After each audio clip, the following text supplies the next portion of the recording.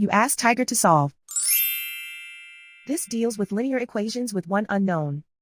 The final result is x equals 15. Let's solve it step by step. Simplify the expression. Simplify the arithmetic. Group all constants on the right side of the equation. Subtract 14 from both sides. Simplify the arithmetic.